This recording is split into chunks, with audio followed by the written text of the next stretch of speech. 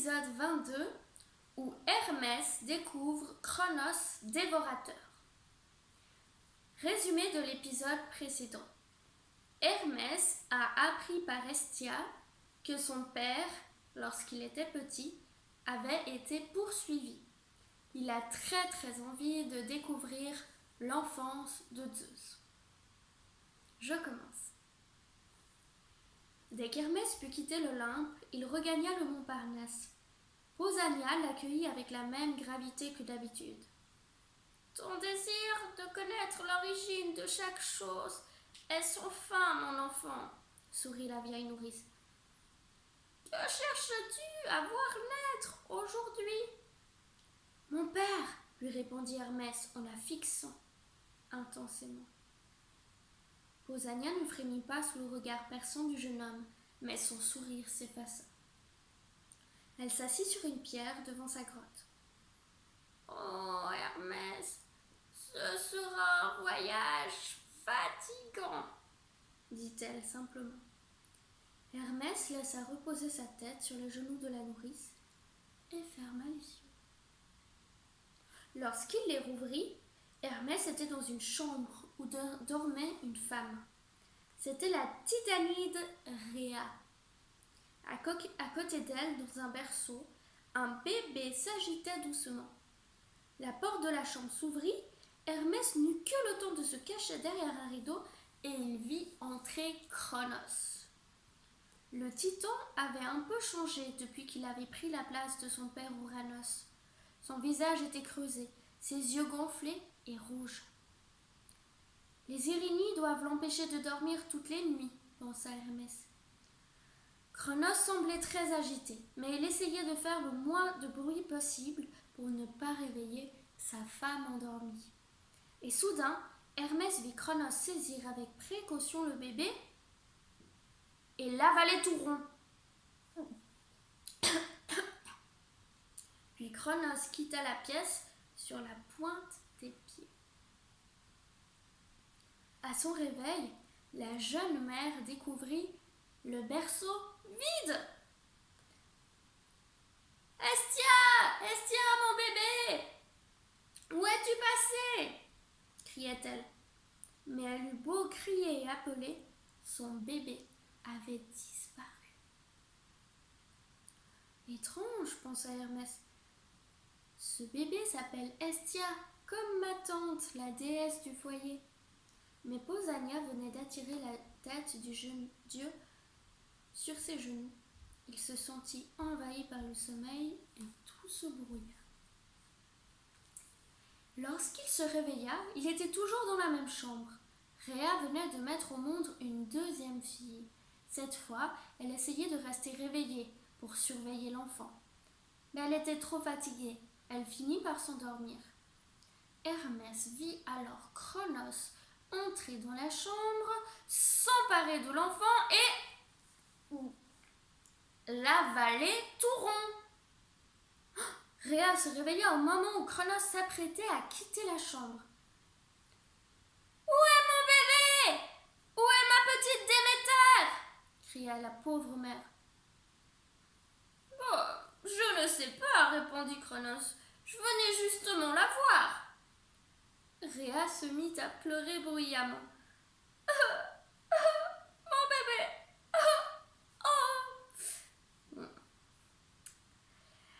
Étrange, pensa Hermès. Ce bébé s'appelle Déméter, comme ma tante, la déesse des saisons.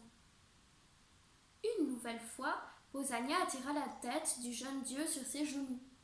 Il s'endormit. Une nouvelle fois, il se réveilla, après la naissance de la troisième fille de Rhea. La jeune mère était bien décidée à rester éveillée, coûte que coûte, pour surveiller son bébé.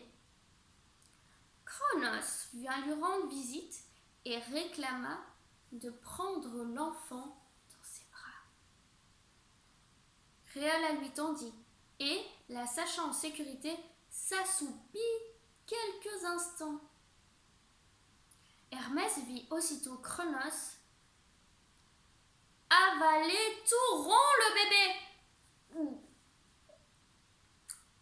Lorsque Rhea se réveilla, Cronos se lamentait en faisant mine de chercher partout le bébé qui avait lui aussi disparu. Héra! Héra! Mais Héra, où es-tu passé? Héra! Héra! Rhea, folle de douleur, commençait à soupçonner Cronos. Par 2 fois, l'enfant avait disparu en présence de son père. Étrange, se dit Hermès, ce bébé s'appelle Héra, comme la femme de mon père. Puis il s'endormit à nouveau sur les genoux d'Hestia. Hermès rouvrit les yeux à la naissance du 4e enfant de Rhea. C'était un garçon cette fois. En regardant le visage de Rhea, il comprit que cette fois, elle était bien décidée à ne pas lâcher son enfant, ne serait-ce qu'une seule minute. Ne t'inquiète pas, Poséidon, murmura-t-elle à l'enfant. Je suis là. Il ne t'arrivera rien du tout. C'est alors que, bien sûr, Cronos entra dans la chambre. « Donne-moi ce bébé !» cria-t-il. Et Rhea refusa. Elle ne voulait pas lâcher son enfant, les autres, ils avaient disparu.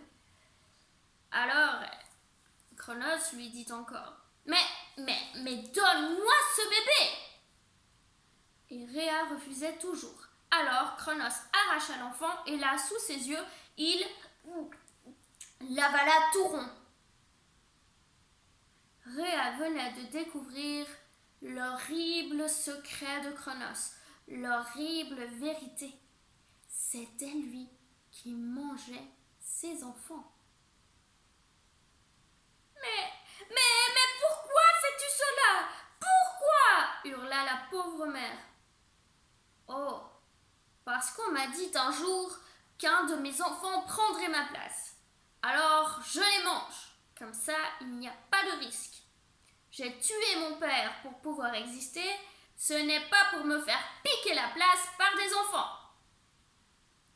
Rhea pleura, supplia, mais le cruel Cronos resta inflexible. Étrange, se dit Hermès.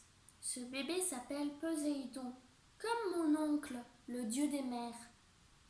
À nouveau, Pausania l'attira dans le sommeil.